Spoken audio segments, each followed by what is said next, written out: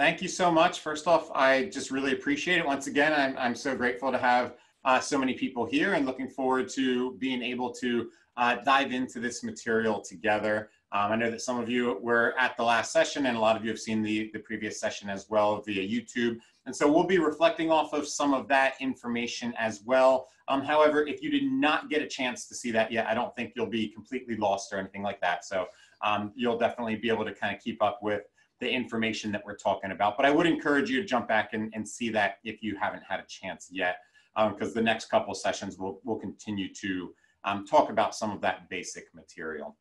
So once again, just for those of you that don't know, you know, and I gave this in my initial introduction, but I am actually an educator by background. And so a lot of the information that we're going to be talking about are different ideas that I've either seen play out firsthand as a teacher or, you know, really helped me with my understanding or tools that I utilized as I was supporting students in my classroom. And so I know that as I've talked to people, as I've tried to learn this information, that's been so key in a lot of what I've been able to do, is knowing that I've been able to actually put this in practice. This isn't just something that we read out of a book. This is something that I've been able to do firsthand. And we spent a lot of time in a lot of schools and districts and different organizations. And so we're really, my team is really practicing a lot of these tools with educators all over. And so I'm excited for this group of educators that we're able to kind of dive in and talk about a lot of this material here today.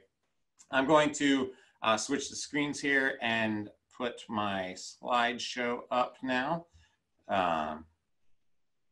So, ooh, sorry, hold on, I gotta move it.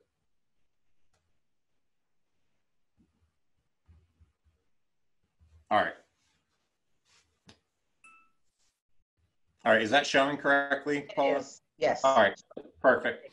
All right, so as Paula mentioned earlier, this is the first session in a session of 3 that we're calling the Trauma-Informed Educator series. And today we're going to be talking through student stress tolerance. And so one of the things that I think is important, you know, I know that we're calling this trauma-informed, and all of the work that we do, we absolutely consider to be in the vein of trauma-informed work. But one of the things that you're going to see throughout this session and throughout the next 2 that we do, we're not talking a ton about trauma. Trauma is kind of this thread that continues to come through it. But what we've realized, especially as it pertains to educators, is that when we're thinking about being trauma-informed, it's not so much about being focused on what are all these traumatic events, what is everything that trauma does to the brain, but instead it's about kind of looking at behavior and reeling our way backwards, realizing that either trauma or stress, which are very closely knit together,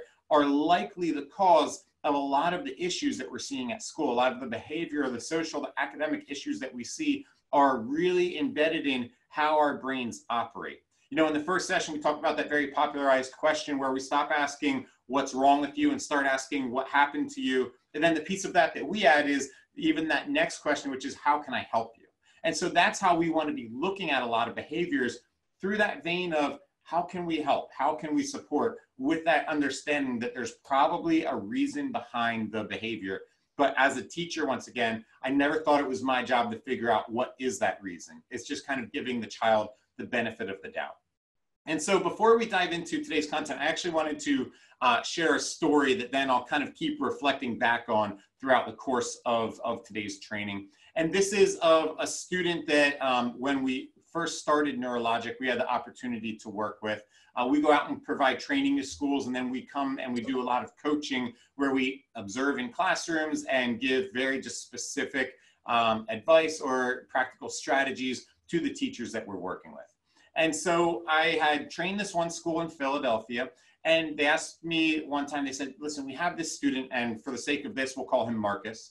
And they said, Marcus is really showing a lot of behavioral issues. He keeps eloping from the classroom. When we try and stop him from eloping from the classroom, he gets very defiant. He starts fighting us. He shows disregard for school authority. He's oppositionally defiant. He gets in fights with the teacher that's trying to stop him, and then he just forces his way out.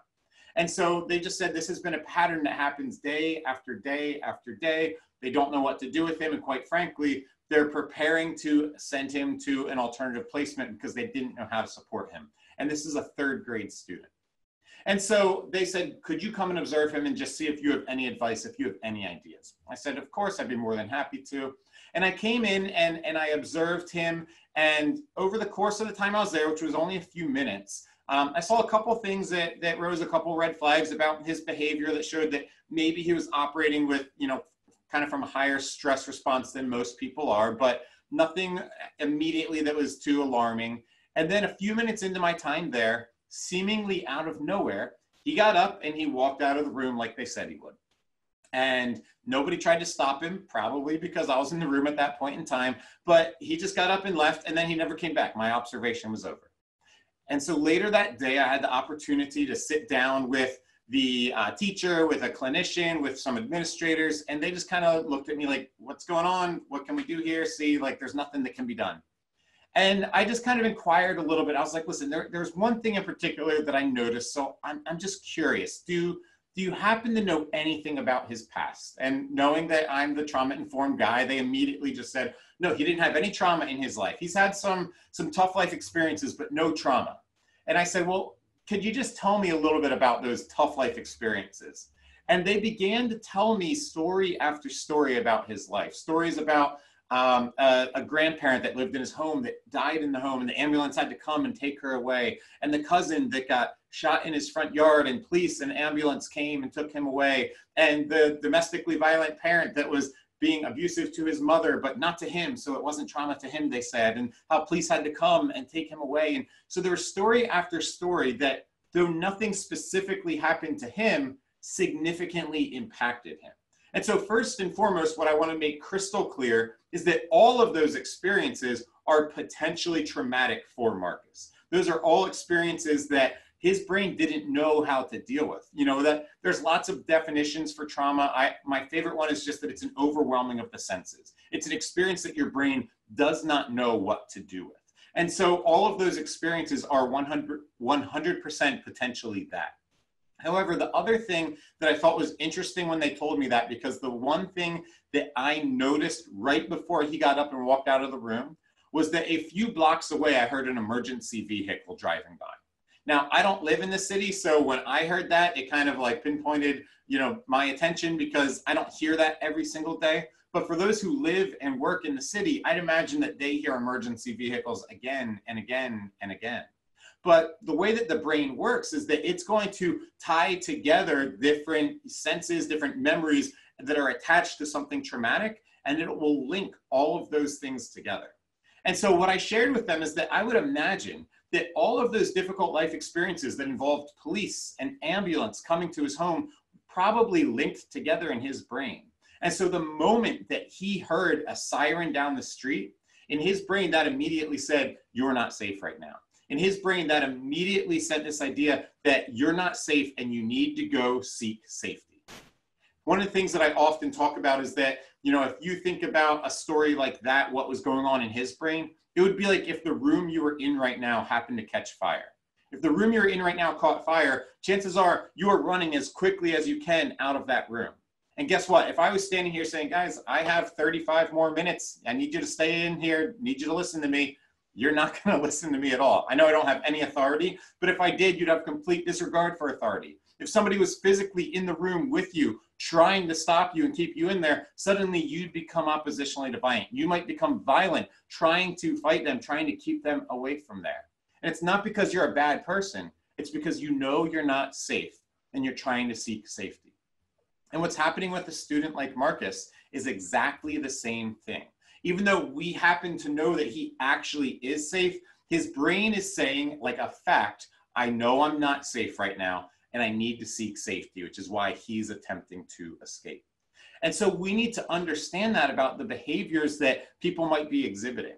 That often what's occurring, though we don't necessarily understand it in the moment, it's about them attempting to seek some type of safety. It's about them attempting to be able to survive because something has now overwhelmed their brain. Something has told them that they are not safe right now and they need to go after some type of safety so that they're going to be able to survive whatever it is that they're going through.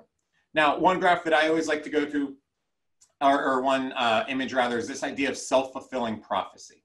And so a self-fulfilling prophecy is something that we've probably all heard about before, but it's kind of this cycle that we need to be extraordinarily cognizant of as we're working with our with students. Because what happens is at the top there that we have our actions, and for the student, that's their action. And so take somebody like Marcus. Their action is that they're escaping the room, they're fighting us, they're kicking us, they're yelling to get out of that room. And immediately, we're going to create a belief about that action. And if our belief about that action is that this child is bad, they're disruptive, they're being disrespectful, that's going to change our actions towards them. And our actions towards them are going to then dictate their beliefs about themselves, which will then end that cycle again with them having more of those actions in the future. And so we need to think about what our role in all of this is. We need to be able to look at students, look at the way they're behaving. And the very first thing that has to change is not simply our actions, but our beliefs about them. We need to look deep inside and think, do we believe that this child is good? Do we believe that this child is capable of behaving the way that we want them to behave, that there's something that's getting in the way? Because then our actions become actions of support rather than actions of discipline, actions of trying to just kind of get a pound of flesh, so to speak. And as we give actions of support towards that child, it changes their belief about themselves, of what they're capable of doing. And that will ultimately help to improve their future actions as well. And so that's the kind of cycle that we're trying to work towards.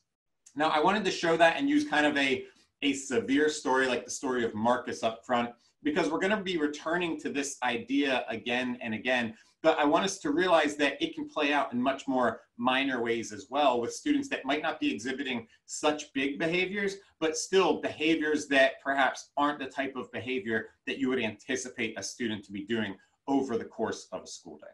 And so where I want to kind of transition from here, once again, out of something that's a specific trauma, like what Marcus went through, but beginning to just look at student stress and understanding what that does to them. And so we all have what's called a stress tolerance. Your stress tolerance is essentially your body's capacity to handle stress that's coming in. And I always like to essentially view that as a glass of water. And so just like what you can see in the image here, with every little bit of stress that's coming in, you add a little more water to the glass and a little more water to that glass. And for some people, there's going to be different life events that would actually be a significant amount of water that's being added to that glass. And so if you think about a typical day, once again, jumping down to Marcus, him coming into school, it's stressful for anybody, just the social stress of being around others. So that's a little teaspoon of water that goes in there. And then you go to class and it's time to learn something new. That's a little more water. A teacher redirects you. That's a little more water in there. But then for him, I hear a siren, and that's like somebody pouring a gallon of water in that glass. All of a sudden, it's overflowing, and it's gone beyond what I can handle right now. And you can tell that you're now moving from that learning brain that's able to handle difficult life experiences, that's able to learn and bring about new content, and you're getting into that survival brain now. And the survival brain is all about what it sounds like, surviving, just getting through the next couple of seconds, just physically and emotionally surviving whatever you're going through in that moment in time. And so over the course of the day, we are constantly adding stress to students. It's quite frankly part of our job. I'm not saying it as a bad thing at all. We are constantly adding stress. And the nature of schools, the nature of life is that there's different things that are going to be potentially stressful that are being added to them. And then what we also need to be thinking through, and what we're going to be getting through in this session as well, is then what are the things that we can be doing to be extracting water out of the glasses? What are the things that we can be doing to make sure that we are supporting our students as best as we possibly can be? Because the whole day, the whole kind of class period that you have with a child, or over the course of a school day, our goal is just moderating how full that glass is, how much water is in there right now, what their stress tolerance is able to maintain and handle at any point in time. And in a few minutes, we'll talk a little bit about what it actually begins to look like as that glass gets fuller and fuller, where even though it might not be overflowing yet, we're going to have signs that it's nearing the top. And we need to know it's time to pivot at that point in time so that we're able to support them. One of the things that I wanted to stop and do today as well, however, is to realize kind of the elephant in the room that most of you probably aren't physically with your students right now. because of the global pandemic that's occurring right now, our students are going through a lot, and they're going through something that's very different. And so I wanted to take a few minutes to kind of pinpoint some of the stressors that exist for them right now, as I believe that that'll also help us in terms of always being able to understand what it is that our students are going through when we're at school and when we're back together again. So first and foremost, there's a significant change in routine. And one of the things that's important to understand about the brain is that our brains absolutely love routine. Our brains love to know what's going on around us. They love to know what's going to happen next. When something is predictable, it's safe. And so about 8 weeks ago in the States, and I know dependent upon where you live, it's a little bit different, all of a sudden there was this huge change in routine where suddenly a lot of kids were told, guess what? You're not physically going to school anymore. We're not sure what the next couple of weeks hold. And slowly you've kind of built about new routines and new things that are going on. But there's been a ton of change over this last period of time. Now, a lot of kids might say, and they might even mean it, I hate school, or I don't want to be at school. And so there's a little bit of excitement there. And it doesn't mean that that's not true. But what's important to realize is that while the brain might be excited for a break from school, the brain is also not necessarily fully enjoying it as much as the child is. Because now the brain says, I don't know what happens next. I don't know what's going to happen at 12 o'clock that day. I don't know what we're going to do once we're done this task. And so that actually is adding this constant flow of stress into the brain, where even though it's not bad, it is this loss of predictability that the brain had previously been reliant upon. And so as you lose that predictability, things become slightly less safe to them. And so as we're thinking about all of the different changes that have occurred, even in their routines the last couple of weeks, that's just been really difficult for their brain to be able to handle. And so just realize that child is going to have less capacity in their stress tolerance. It's going to be harder for them to maintain their level of learning brain than it typically would be for that reason. As we move down the list, I think a little bit of, and the next two are pretty obvious, but dysregulated adults. So the fact that their parents or other caregivers or other adults that might be in their lives are less regulated, that's going to impact them. In the next session, we're going to talk about these things called mirror neurons. Mirror neurons are neurons that fire when you see something occurring in the same way that they would fire if you were doing that thing yourself. And the way that that can work can be positive, but can also be negative. Because if you are an adult in this child's life and you are far more stressed, that actually gets mirrored in the children that you're working with and that you're interacting with. And so some dysregulated adults are behaving in really inappropriate ways, and they're yelling and getting upset and being rude and being short with children. But sometimes too, you're kind of behaving the same, but because you're in a higher level of stress, that's actually impacting the child a little bit more. And so realizing that that's just another, once again, couple drops or teaspoon in that glass for that child. News and media, obviously, everybody's constantly being inundated with everything that's going on right now. And so it's just that realization that every time they hear the kind of gloom on the radio or on the television or seeing things pop up on social media, they're just knowing that something's not safe, something's uneasy. And even if they're not spending a lot of time looking for it, it's finding them, and it can just be that little bit more, something's not right, something's unpredictable, something's not safe, and it's adding that level of discomfort to them. One that I think is really important is the change in family dynamic.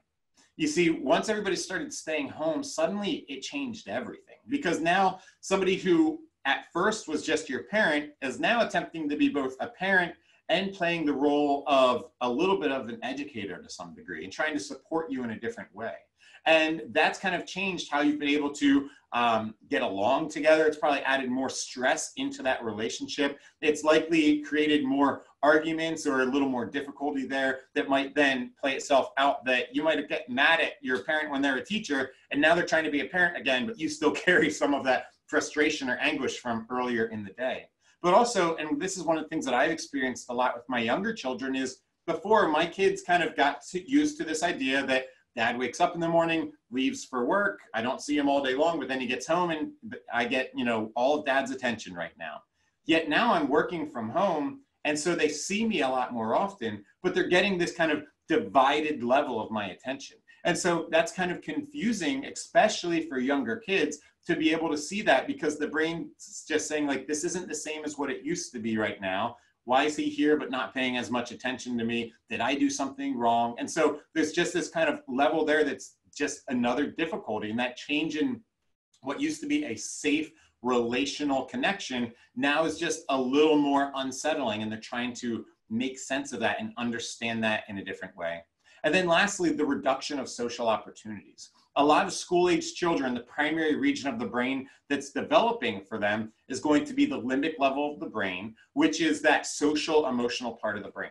And the way that you develop a region of the brain like that is that you need to continually have opportunity to relate to others, to connect to others, to socialize. And so as that's going down, it's hard for that region of the brain to continue its development. And so being able to be in proximity with others and talking to others used to be a way that helped calm the brain down. Now the lapse in opportunities to do that actually adds this added level of stress. And so my goal here is not at all to depress us all looking at all the ways, new ways now that students are experiencing high levels of stress.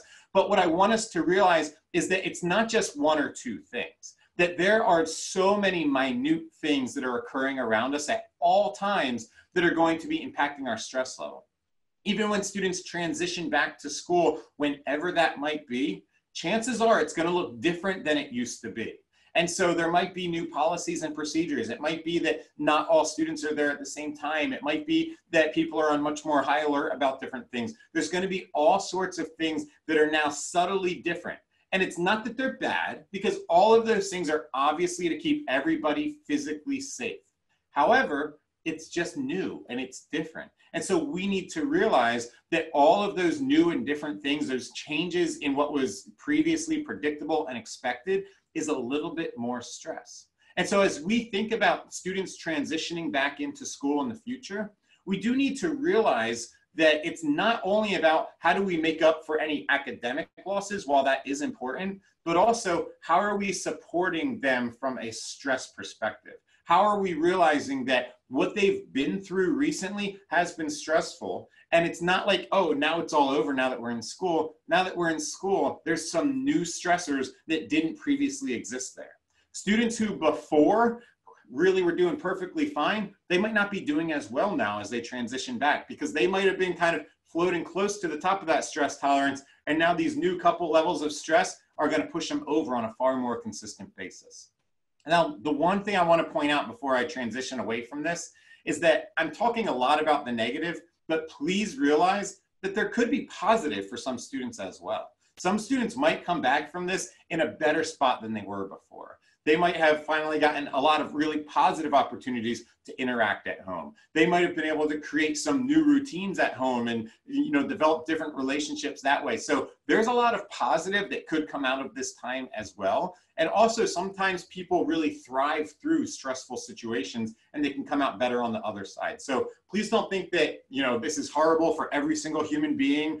It's going to be different for everybody. Obviously, my role is just talking about understanding what some of those negatives are and how we can try and provide a positive spin on them to support every single learner. So one of the things that's obvious here is that we need to be mindful of this, and we need to be providing support to students. And so I'm always a fan of practicing what I preach. And so I do want to stop real quick to do a brain break with you all. Because I do know that as you've been listening for the past 20 to 25 minutes, information's coming into your brain, and it's hopefully going up to the higher regions of the brain where it's processing with previous information that you've had. It's linking together with students that you've worked with, and you're maybe connecting some dots right now. And as your brain's doing that, it needs a little bit of time to process that information. And so I'm a huge believer in brain breaks throughout learning times, because it allows you the opportunity to process a previous piece of information. And then it allows you to also be prepared to receive that next piece of information. A lot of the students that I have had the opportunity to work with, I worked in alternative education, they would show a lot of externalizing behaviors. So the more that they would get upset, when they would kind of overrun their stress tolerance, they would typically become very, very physical. And I remember, some students in particular that just love to punch walls or kick things. And so the brain break that I'm going to do right now is one that I found was really, really helpful for them. and that's called isometrics. And so I just want to teach you a couple of these activities real quick. I did not invent isometrics. You can Google isometrics and probably find 50 different isometric exercises right away. But a couple of my students' favorites, the first one was if you take your hands like this, and kind of like an opera singer, if you will, and squeeze them together. And then you just want to not going crazy, but pull really hard against them right there. So you're trying to pull this arm that way, but you're just putting some tension right there. And so you can pull like that. Another one you can do is you can take your hands together. You can kind of press them like you're praying almost, but then push them together really hard. You can do other ones where you put your hands on top of your knee and you push down on your knee and up with your leg. You can put one foot over the other, press down with your foot and up with your other foot.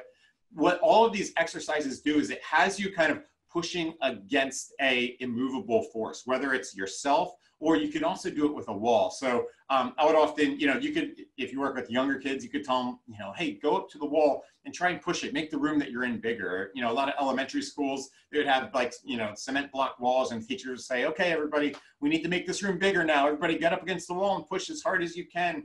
And what it does is it kind of tricks your brain, because when you're doing this and when you're trying to move an immovable object, your brain expects that this thing is going to move right now. And so as you're trying to move it and it's not going the way you expect, it actually makes your brain work a little bit harder to say, what's going on? What's happening right now? And it helps to get the brain kind of functioning a little bit better than it was before. Also, utilizing your large muscles in a controlled way is a great way to either wake you up if you're feeling a little down or to help calm you down if you're feeling a little amped up. And so I would have a lot of kids that, instead of punching a wall, I'd get them just to do some of these isometrics, and that worked really, really well for them, helped them get in a lot less trouble, but got a lot of that same energy out of their hands that before was getting, turning into something violent for them. So that was one of my favorite go-to brain breaks that we utilize for students. So in the first session, once again, and I'm not going to spend much time on this at all, we introduced this idea of brain states. And this is something, once again, that every single person goes through. And that's where, dependent upon the level of stress you're experiencing at any one time, you begin to actually move into lower regions of your brain.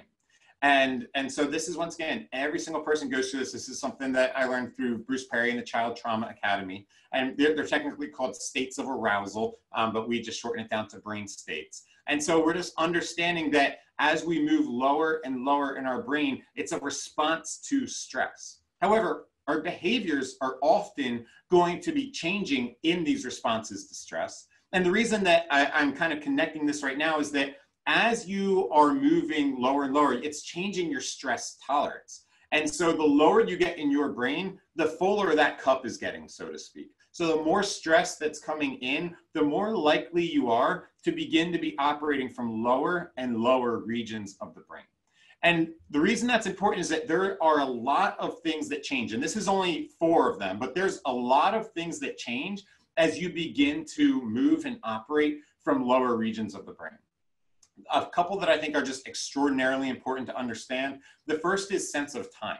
And so what I mean by that is that when you're high up in your brain, that's when you can do your long-term planning and thinking. When you're high up in your brain, that's when you're able to really just think about, like, I'm planning for the future, or we have this long-term assignment that we're thinking about. But as you get lower and lower in your brain, as your stress tolerance gets smaller and smaller, really you get to this point where you can only handle the here and the now. What's happening in the next minute? What's happening in the next couple of seconds? And what I think is a perfect case in point for this in mid-May here in the States is that there's a lot of students that are a couple of weeks or about a month away from graduation. And what we often like to do is, as students kind of getting stressed out, getting upset, and we say, oh, you can do this, like, just stick with it. You got 1 month left. We're so close to graduation. And that is such a great motivator to a calm brain. But when somebody's not calm, when somebody is feeling highly stressed, not only is that unlikely to help, but chances are for a lot of people, that's actually going to be further triggering for them. Because when you're talking about something that's weeks or even a month away, you're essentially speaking a different language to them. And so it's something that they can't make sense of at that point in time. And so it's actually a little bit frustrating to them. And so we want to be attuned to that. We want to see, as I'm seeing signs that a child might be getting higher and higher in their stress tolerance, lower in their brain, they're not able to handle as much stress right now. we need to speak in a sense of time that makes sense to them. So don't go to, hey, we need to earn this thing for the end of the week, or we need to get graduation in a few weeks, but focus on how can I support you right now? Here's what we need to do this second. Or let's right now just turn the paper over. Let's stop working for a couple minutes. Maybe it's a brain break. Maybe it's walking away from it. Maybe it's just connecting and having a conversation for a minute, but walking away from it right there. Just what can I do here and now to support you? Another thing that changes is your IQ. When you're high up in your brain, that's when you're at your smartest. And to not be derogatory at all, but the lower you get in your brain, the dumber you get. And so the more stressed you are, the lower you get in your brain. That's why you might get like an email or a text message that really frustrates you and it immediately puts you lower in the brain. And if you respond right then, it's probably not going to be your best response. But if you respond, but then don't actually hit send, come back to it a couple hours later, come back to it the next morning and take a look at it, you'll probably realize I could probably handle this situation better. And so our problem solving skills go down exponentially as we get lower and lower in our brain. And so we need to realize that our IQ is going down. We're not going to do as well academically. We're not going to handle problems nearly as well as we want to. And so when you see students that aren't handling situations as well as they typically would, as well as you know they're capable of it, instead of getting annoyed at them, instead of thinking that, man, this child's really beginning to be disrespectful, we need to realize that's probably an indicator that this child's getting lower in their brain. And so my response is not about fixing what they're doing right now, but my response is about how do I support them right now? How do I calm them down right now and get them back up to a higher region of their brain? Another thing that changes is your heart rate. As you get more and more stressed, your brain perceives stress as something that's potentially dangerous. And so it sends a message to your heart, either saying, I need you to pump really, really fast right now, sending blood to your hands and your feet, preparing you to fight or run away. That's why that Isometrics works really well. That's why, like I said, jumping back to that Marcus story, you know, his body's preparing to run away. He's getting energy to his feet. His heart rate's going to go up at that point in time. Or for those that are going to have more of an internalizing, the more stressed you get, your heart rate actually begins to slow down. Your heart rate slows down and you begin to now maybe put your head down and fall asleep or daydream, or you're shutting down. You're not nearly as quickly responsive because your body is saying, I can't fight, I can't run away. So I just need to kind of survive whatever's about to happen right now. And so our body is always responding in this way, but our heart rate is a great tool to really be able to understand where somebody's at. And we found this to be an amazing tool for actually teaching kids about the brain.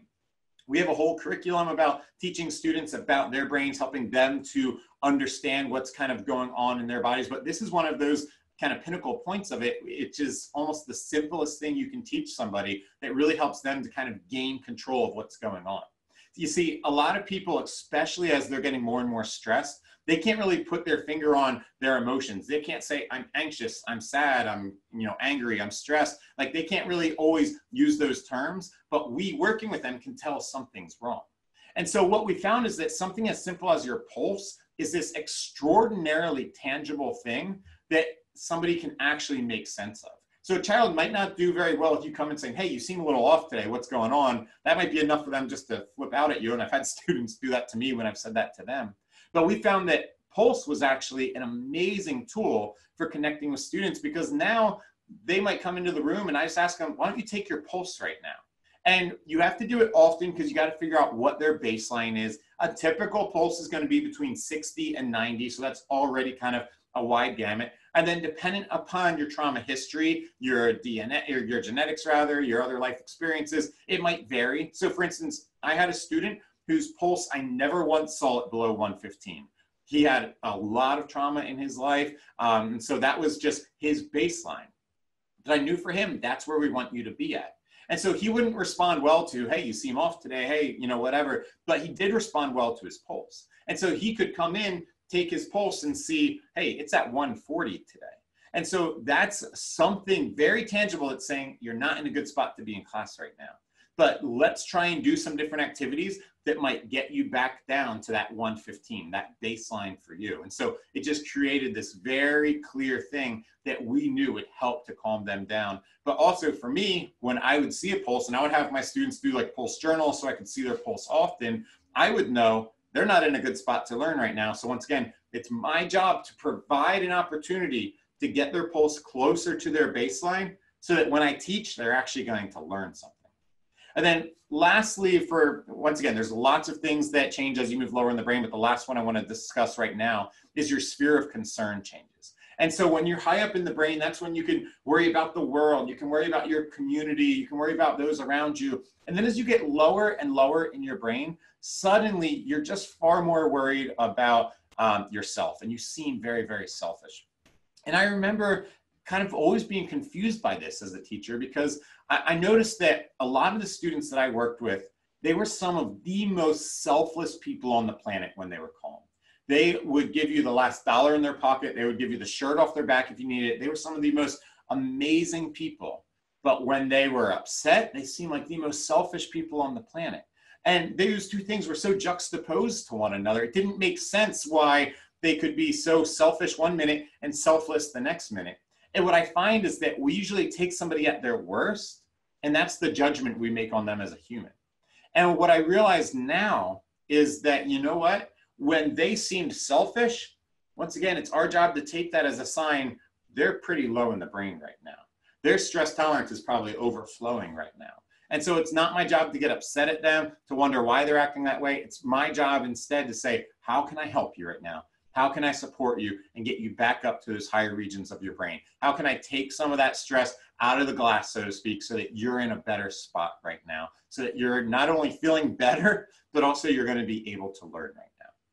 And so I compiled a list of different things that can actually help us to remove some of that water from the glass, things that are going to help to reduce the stress of the students that we're working with.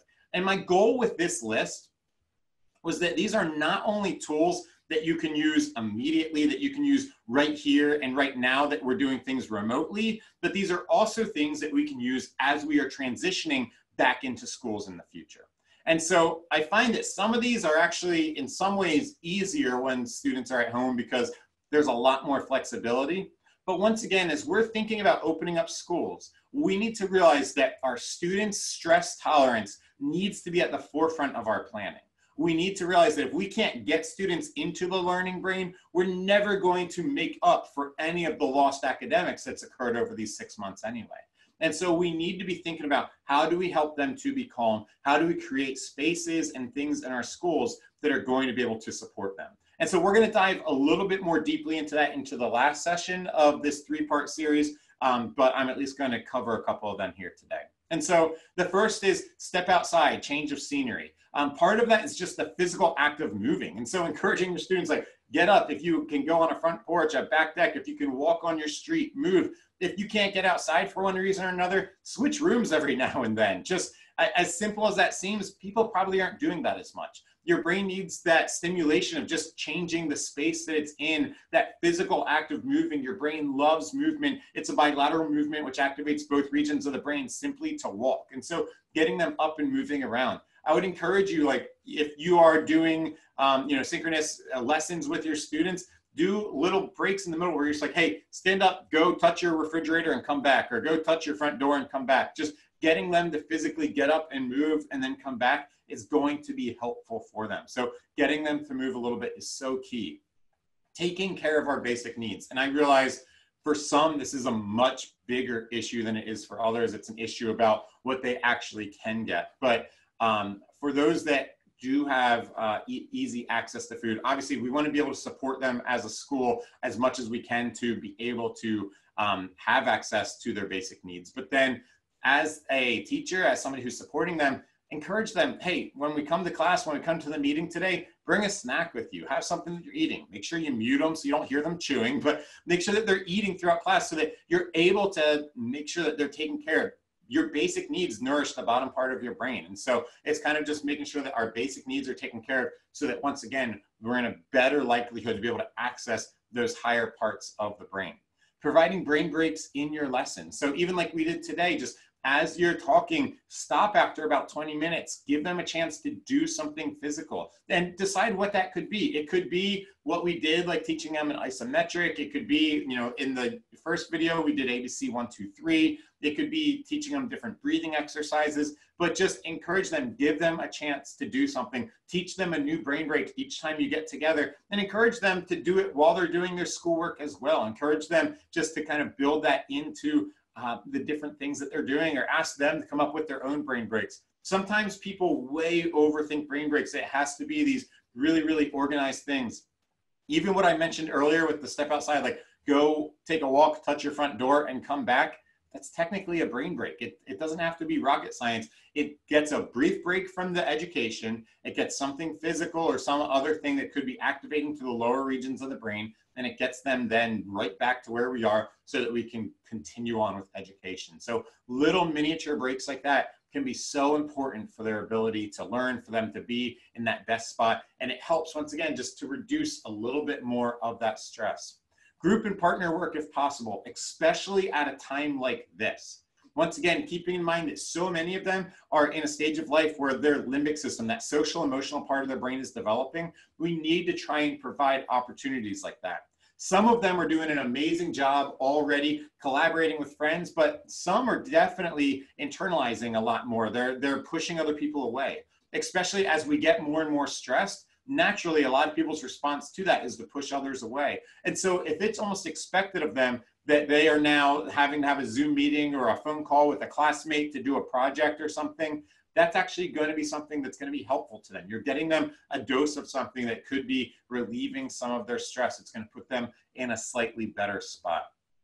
Providing a schedule or routine for them. So we talked earlier about how important that is. And a lot of kids have found their own, or their parents have helped them, but not everybody has. And I know that a lot of schools have already offered these out to students, but if you haven't, offer out some type of schedule or routine, which is, I mean, as much as like, wake up at this time, accomplish a couple assignments here, eat your breakfast now, you know, and really schedule out the day for them. It's at least giving them the opportunity. Not everybody's going to buy into it, obviously, but for those that do, it's just one more thing that's going to be a little more stress relieving. It's going to put them in a slightly better spot. It's going to help them to be able to handle stress a little bit better. Encourage comfort while doing work. And what I mean by that is like, hey, before coming to a meeting, like put yourself in a comfortable spot, bring your laptop to a comfy couch, wrap yourself up in a blanket, have your cat on your lap if you want to, have a fidget in hand, you know, figure out what is going to work for you. It's not about, you know, get yourself at a desk and make sure it's, you know, as close to resembling school as possible, but instead, the more comfortable you are, the better off you're going to be. That's just a basic rule of thumb. You know, we talked about brainstem interventions the first time, where kind of wrapping yourself is creating that swaddling. So having a blanket around you, having something somatosensory, things that could be in your hands, but just finding ways to do that. And then similar, as we're transitioning back into school, we need to think about how do we create more comfort in our classrooms? That's a great way, once again, to reduce stress. And so how do we create spaces within our rooms that would help to support that for students? So once again, we'll talk about that in the last session, but we really want to be thinking about that. How do we really conduct that in our schools that says we want you to feel comfortable? Because that comfort will actually in turn be something that's amazingly stress reducing for our students and put them in a better spot.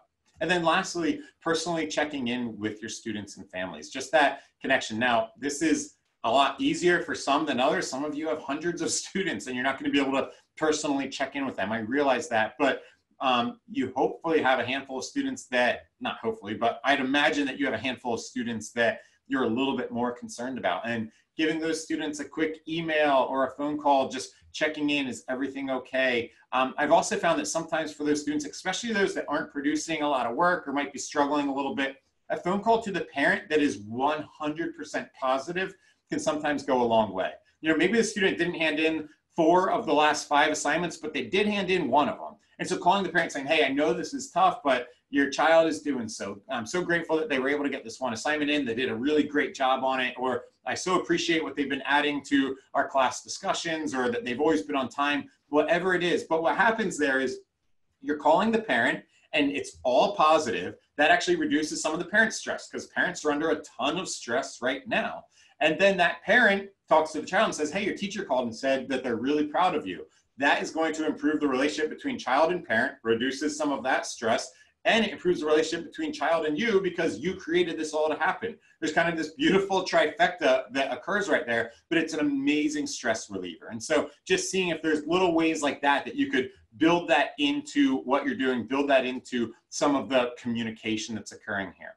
And kind of lastly, what I want to talk about before we close this time and open it up for any questions you might have is that the goal, and I realize this is tricky, but our goal is to never have students overflowing in their stress tolerance. We want to be attuned to kind of the ebb and flow of how close are they getting, what are their behaviors as they're getting more and more stressed, and what are the tools that we can put in place that dip water out of their glasses. And once again, it's going to be different for every single student. But the overarching goal is that that's how the brain works. And overall, that's how the glass gets larger and larger over time. If you think about it, we often try to relate the brain to basically being like a muscle.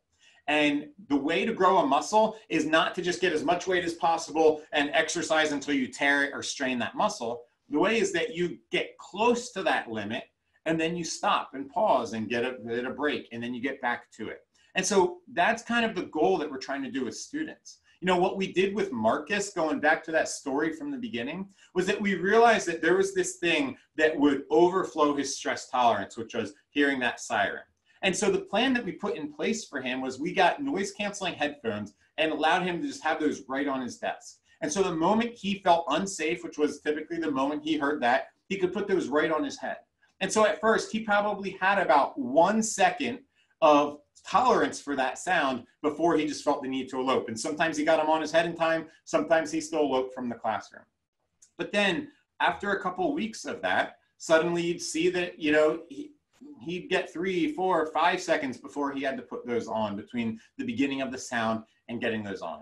And then we got to a point where we were able to put those across the room, and he would hear the siren, get up and walk over there and put them on. So now it's 15 to 20 seconds. We're increasing that stress tolerance for him. We're giving him a tool that helps him to be able to deal with the stress, but then we're increasing his capacity. And now there'd be times that a siren goes by and he doesn't even notice it or doesn't need to act upon it at all. And so we're building tools throughout that are going to help support. And so the reason I want to share that is that our goal with this is the realization that with all of our students, as we put the right combination of things in place, it's not just to help us survive the moment, but it's that realization that it's actually going to improve their tolerance over time, which will make our lives easier, but also improve their quality of life as well, as they're learning about more tools that can help them and as they're building their tolerance. So it's not about looking at a child and just saying, hey, you're 14 years old, you should be able to handle this stress. But instead it's looking at them and saying, I can see that you can't right now.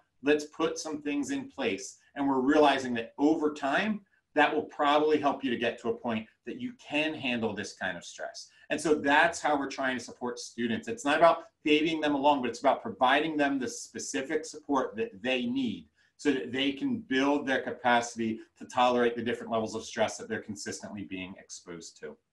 So we are going to open things up for questions now. If anybody wants to type anything into the comments. I also just wanted to say, because we're going to be together for a few weeks, if you have specific questions that either come up after this time or that for one reason or another you just don't feel comfortable putting into the comments, please feel free. training@lakesidelinked.com ultimately gets to me, and so I'd be more than happy to answer any specific questions. You can check us out on social media. We're on all the platforms at NeuroLogic by Lakeside. And the one other thing I wanted to throw out there is just that some people had asked about, we have a store with a brain break book and the curriculum. Because this is kind of like a mini conference being here together 3 times, we have a promo Conference 2020 that actually gets you a discount on all our products. If you're interested, obviously no pressure at all. I'm going to stop sharing now in case there are any questions that people have. Thank you, Josh. There actually is a question. Do you want to get onto the chat or do you want me to read the questions? What would you rather do? Yeah, if you want to read them, that'd be great. Can you see me now? Yes, we can. Okay, perfect. Okay. So Debbie says you spoke to actions of support instead of actions of discipline. Do you have any suggestions on how to help teachers make this paradigm shift? Yeah, so, and what you've just described there is basically my job. You know, so much of what my life is kind of turned into. And what I'd say is it's absolutely, it's a process. I mean, there are schools that I've been working at for quite some time now that we're still having those people that want those actions of discipline. And what we're finding is that for a lot of children, it just isn't really as effective to simply go for that pound of flesh, so to speak. But the number one way that I found to kind of help support staff in that transition is not about going head to head with them in some type of argument or providing training. What it really comes down to is that I genuinely believe every teacher wants what's best for their kids. They just have a different belief about the path with which to get there. And so with that said, what I have found is that those that are supporting students in different ways, like what we talked about today, instead of going the discipline route, talk a lot about what you're doing and how it's working. You know, I start off as a teacher. Before I transitioned into the role that I'm in now doing training, I was somebody who just bought into a lot of these ideas very quickly. And what happened was I'd be sitting around meetings with some of my other teachers, and they'd be talking about a student saying, man, this kid is driving me nuts. This is what they're doing wrong. They haven't done any work for me. And I'd be able to sit there and say, they're doing great in my class, but here's what I'm doing for them. Here's how I'm helping them. Here's what I found really works for that child. And that's what really created a lot of change in people. It wasn't about convincing them it's one way versus another way, but it's just for this student, this is the level of support that they needed to be successful. And so that's kind of the journey that I've been on, and what I've seen can help a lot of students out in the process. Thank you, Josh. Is there anybody else that would like to ask something? We do have a comment a little bit further up about a book that somebody suggested. Hold on. Called Soda Pop Head by Julia Cook. Somebody wrote, I wrote this down here, that it's a book that also has brain breaks for elementary school students. So thought that would ask. Somebody is asking about the recorded sessions go up on the YouTube channel of the Haruv Institute. You write on YouTube, Haruv from the couch, and you get to them. What else can Josh help us with? Does anybody want to open their mics or write something in the chat box?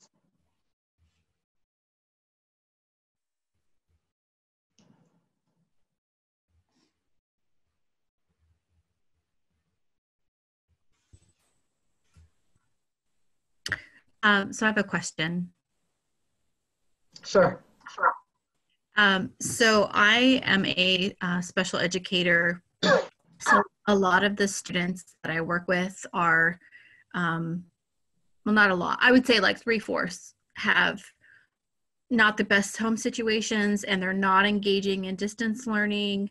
Parents are saying, I'm not going to battle with them to get their work done. Or I don't know how to help them. And, you know, so like I really was connecting with when you're talking about change and parents being distracted and things like that. And some of these kids having home situations where it's like they're helping babysit their 5 siblings, or, you know, parents don't know how to log on to technology, or they're getting in trouble by their parents because they're not doing their work. Like what kinds of ways as educators can we support these kids that are so disconnected from everyone right now, and, you know, just not in the best situations? Yeah, what I'd say, and I'll be honest, some people would disagree with me, but what I would say is that the primary thing that they need at this moment is that support, right? Like the primary thing that they need is to know there's somebody who cares about me, there's somebody who is worried about me, there's somebody that's seeing what kind of support we could get. And so with that said, chances are, whether they're doing it or not, and it sounds like for the most part, the students you're concerned about aren't doing the work, they know that there's work that's supposed to be done. It's not a lapse of knowledge that that work is there. And so every time we say, hey, where's your work? How come you haven't done work yet? You know, where's it at? If that's not motivating to the child yet, it's not magically going to be motivating to them tomorrow. And so I would begin to change the narrative around it, where at least for a little bit, I'm not asking about the work very often, or, you know, I'm saying I'm, you know, almost like a 5-to-1 ratio, like 5 times I'm going to talk to you about, is there anything we can do to support you? Hey, just checking in to make sure you're okay. What's going on? And then, by the way, I hope you could also do some work. Then back to another 5 positive. But that's really where I would begin to kind of lend that towards, because there's so much that you can't do. What we realize for a lot of kids is that school was that safe place for them. That whether it was because things aren't great at home, whether it's that they just needed the routine that exists there, you know, it's different for everybody, but school was that safe place, which is why we were able to get work done with them at school, and maybe we're not anymore. And so we can't imagine that they're going to automatically start to produce work at home now. And so I would really try to build up that level of support, because worst thing that you would want to happen is that you harm the relationship because inadvertently harm it because they just feel like their interpretation is negative, negative, negative, negative, because you're saying do work, do work, do work, and they can't. And now you have to rebuild the relationship when they come back in September. So that would be the worst thing that we would want to happen. The best is that we ultimately getting them to do work, but the avenue is really going to be through support, support, support, support, you know, throw in a little bit of stress, support, support, support, support, stress, and that might begin to build it up a little bit. But that would be my, you know, it's going to be different for each kid. Some kids might just need that, you know, reminder again and again and again, but for the most part, building up that verbal support. And if there's any tangibles that can be done, and I realize, once again, it's going to be different for everybody, but if there's any tangible things that can be done that the district could be doing to support the child, obviously just continuing to try and connect the family to that would be helpful as well. Thanks, Josh. Anybody else? There's a question in the chat, which I'm not sure is exactly for you, but it asks if there are some specific de-stressing activities that we can give parents to do with their children at home. If you have any thoughts about that, preferably a playful activity. I mean, and I'm not trying to oversimplify this at all, but making sure that they just have moments where we're not focused on school, we're not talking about work or all of the craziness, like just anything that they are able to do. So whether it's getting down and just playing a board game together, whether it's playing cards, like doing something like that, that's always a fun one. One of my favorites, my kids love this. I used this a ton when I was a teacher, but one of the favorite brain breaks that I did often was you would take like a piece of paper and you fold it up into a paper football in, you know, a little triangle. And we would have my students or have my child you try and blow it across a table so that it's leaning over the side without falling over. That's how, you know, playing paper football with your hand, you would kind of push it with your hand, but only using your breath. And so you're taking a deep breath and blowing it. You're taking a deep breath and blowing it. It's a super fun activity that I've seen, once again, my 4 and 7-year-old love it. And I would do it with my 11th grade students as well. So kids of all ages enjoy doing it, but it's actually just like a really fun breathing exercise, basically, where you're taking a deep breath and giving a controlled breathing, giving a deep breath, giving a controlled breathing. So yeah, I mean, that's one that I would highly recommend. But really what I have found often, once again, even with my own child, is that there's just been those moments where I've just needed to step back and say, you know what, I'm not going to try and force you to do schoolwork right now. We're not talking about anything else. Like, let's just do something fun. And there's no like magic behind what it has to be. It's just, they basically just need a dose of positive relational opportunity right there.